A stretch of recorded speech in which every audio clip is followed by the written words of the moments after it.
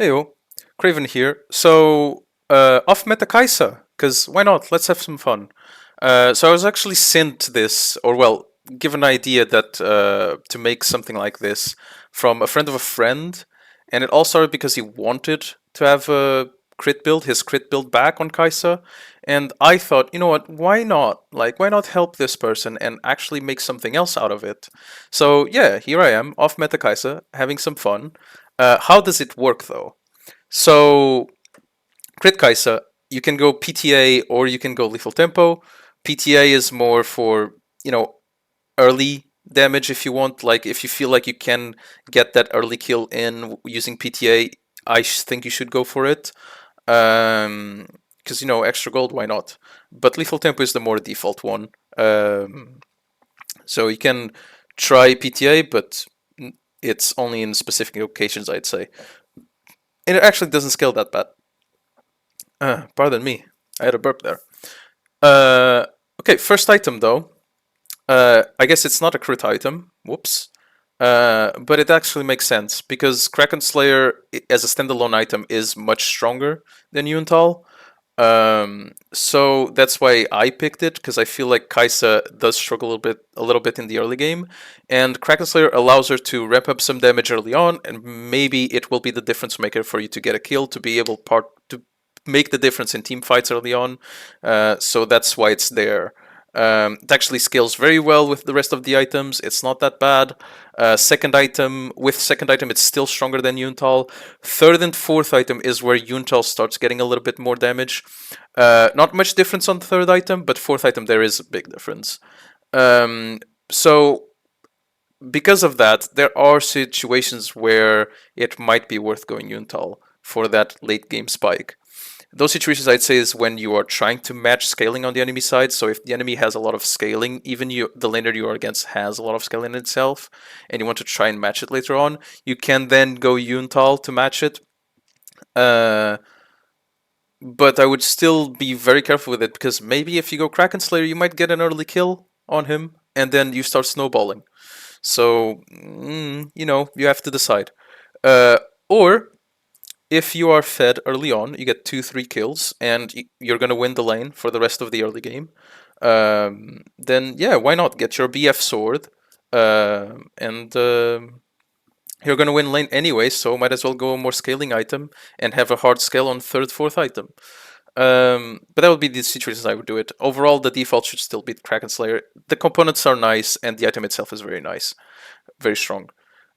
Static Shiv, I would avoid it, but let's say for some reason you're in a very, very bad matchup, and you just need to clear waves. That's all you need to do, clear waves.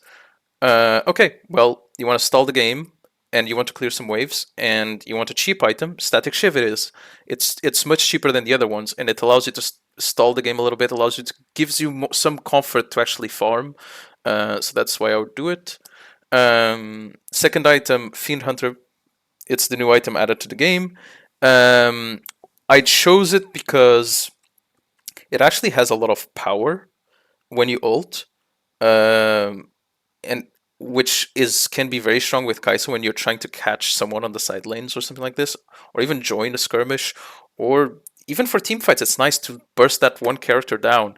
It has a lot of damage when you ult, and your ult actually goes very low. So at level 11 it should be around 70 seconds, and then on level 16 it will be around 50 seconds, so just under a minute. So you can actually, it will feel quite spammable, and finding those picks. So yeah, that's why I chose it. Third item, definitely LDR. It is not a case of whether they have more resistances or less resistances. It doesn't matter how squishy or how tankier they are. LDR always has more value here than Infinity Edge. It just brings more damage overall. So that's why you do it third. And then of course fourth item you get Infinity Edge. After that, depends on you. If you're going Kraken, maybe you want to look at Immortal Shield Bow to survive some burst, for example. If you went Yuntal, maybe you want to look at Bloodthirster instead. Maybe you want to look at Guardian Angel. It depends on what the game needs at the time. You'll have to see and have a feeling for it. Are you getting bursted down? Are you needing some sustain? yeah, that you'll have to see when the time comes. But that's Crit Kaisa. Um, Moving on to the AP version, however, not much different from the previous version of it, but I thought you might as well, put it here. So the rune stays the same with First Strike, still stronger on mid top if you have the right matchup for it, because you can actually get that gold in. But you can try it on ADC. Might not go as well, but because they can actually punish you a lot more on bot lane. Um, but the rune should stay the same. Um, what's gonna stay the same is the items. So Manamune stays, which means you have to level your Q first, and then you start leveling your W because you're going Ludens next. And when you get Ludens is when you get your W upgrade as well. So AP Kaisa, just like before, only comes online on second item. And then third item, I know some older versions would have something like Crypt Bloom, for example, but I've done the testing and it might feel annoying because you have to build another tier, but Seraphs is actually quite strong on her with this build. It brings a lot of damage.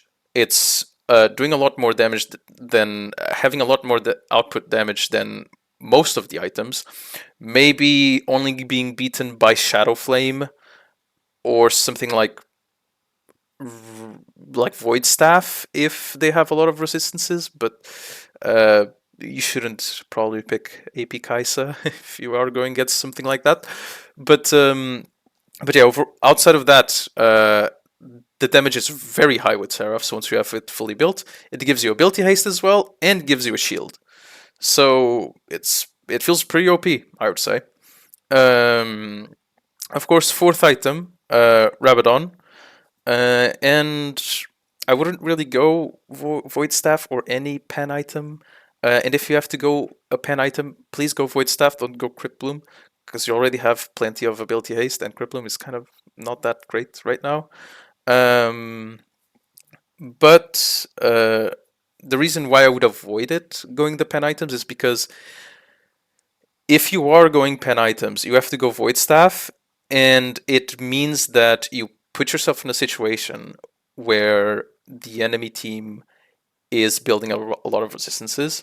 That's the only time you want to go Void Staff. Is for some reason you put yourself in a situation where you're fighting a Mundo, a Scion, and these champions that can just stack a bunch of MR, and they are stacking a bunch of MR. That's the situation where you might need Void Staff. Outside of that, I wouldn't do it. I would just take your Rabadon, and then after that, take your Shadow Flame, for example, and just ramp up your damage more and more. Because that's where she thrives. She thrives in these like squishy, going against these like squishy comps, or comps that are not necessarily squishy, but they don't have a lot of room to actually build MR against you. So you still have a lot of value in your pick. So yeah, I think that's it. Don't really have much else to say, but always free to message me or ask some questions of things that I might have not mentioned here. Yeah, I hope you have fun with these builds if you want to try them. Avoid solo queue if you're testing them. But to be fair, what do I care? I'm not Riot. I don't work for Riot. So yeah, go and solo queue and try them out and see how it goes. I hope you have fun with them. That's what matters, really. And I hope I was able to help you have fun. Yeah. I'll see you in the next time. Bye bye.